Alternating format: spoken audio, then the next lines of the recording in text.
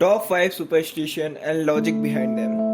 क्या आपने कभी सोचा है आखिर काली बिल्ली के रास्ता काटने को हम अनलकी क्यों मानते हैं, या हम घरों के आगे नींबू मिर्च क्यों लगाते हैं? यही सवाल मेरे दिमाग में भी आए।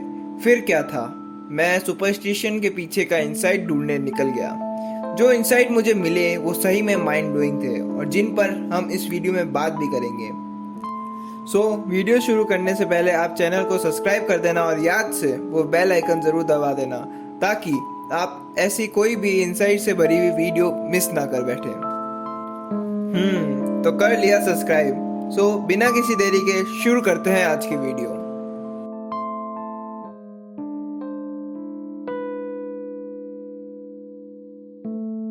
तो इससे पहले कि मैं आपको ये बताऊं कि सुपरस्टिशियस के पीछे का लॉजिक क्या है, मैं आपको ये बताना चाहूंगा कि आखिर सुपरस्टिशियस का मतलब क्या होता है। ऑक्सफोर्ड डिक्शनरी के according superstitious is a widely held but irrational belief in supernatural influences, especially leading to good or bad luck or practices based on such beliefs.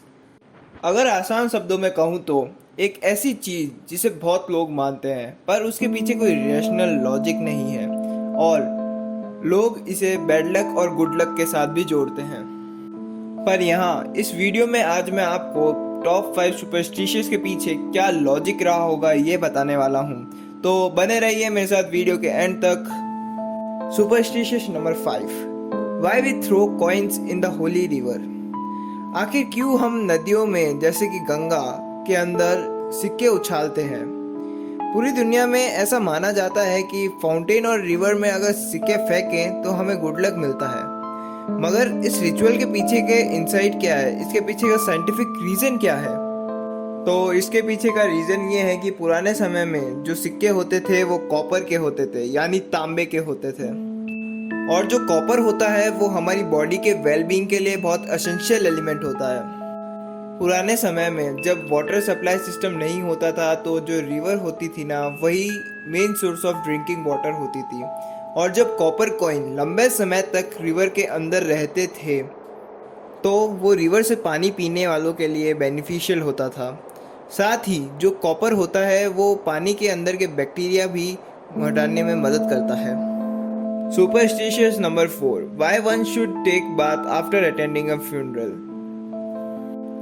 आपने अगर कभी किसी का फ्यूनरल अटेंड किया होगा तो आपको पता होगा कि हमें हमेशा ही फ्यूनरल अटेंड करने के बाद में नहाने के लिए एडवाइस करते हैं। इसके पीछे का लॉजिक ये है कि जब एक पर्सन मर जाता है तो उसकी बॉडी डिकम्पोज होनी स्टार्ट हो जाती है, और जब हम फ्यूनरल अटेंड करते हैं तो उसके बॉडी के अंदर जो जर्म्स, बैक्टीरिया और केमिकल होते हैं हम उसको एक्सपोज हो जाते हैं, क्योंकि वो सारे केमिकल, जर्म्स और जो बैक्टीरिया होते हैं वो एयर के अंदर रिलीज हो जाते हैं। इसीलिए हमेशा हमें फ्यूनरल अटेंड करने के बाद में बात लेना चाहिए ताकि हम अपनी वेलबींग इंश्योर कर सकें। Superstitious number 3, if we break a glass it brings 7 years of bad luck. क्या आपसे कभी गलती से ग्लास टूटा है और क्या आप कन्विंस्ड हो कि आपके आने वाले कुछ साल अच्छे नहीं होंगे? तो डरो मत, क्योंकि इस सुपरस्टिशियस के लॉजिक से आपको क्लियर हो जाएगा कि ये सिर्फ अंधविश्वास है।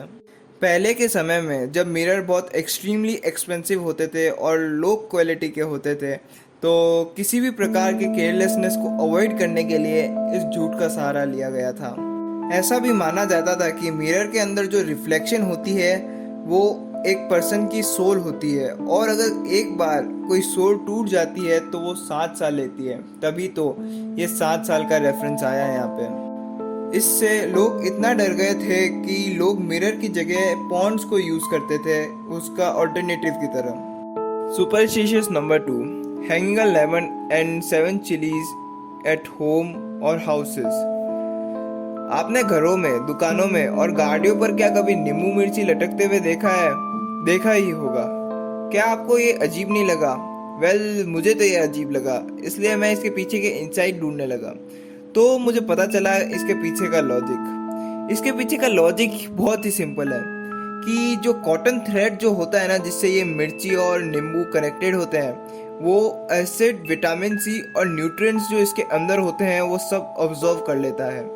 और वो सब ऑब्जर्व करने के बाद में ये थोड़े दिनों में ही वेपोराइज हो जाता है और फिर एयर में मिल जाता है, और ये हमारे हेल्थ के लिए अच्छा माना जाता है।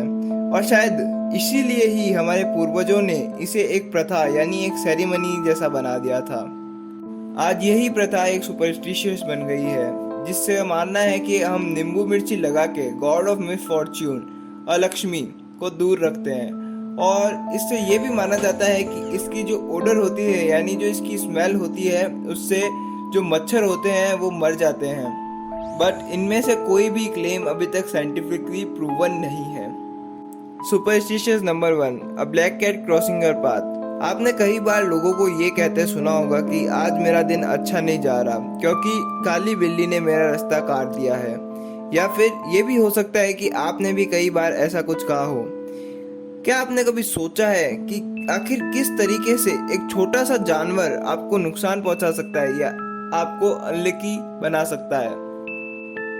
इसके पीछे का इंसाइट ये है कि जब पुराने दिनों में लोग ट्रेवल करते थे तो वो कार्ड्स यूज़ करते थे, और जो कार्ड्स होते थे वो नॉर्मल जो डोमेस्टिक एनिमल्स होते थे जैसे कि काऊ, बफेलो, ये सब खींचते थे।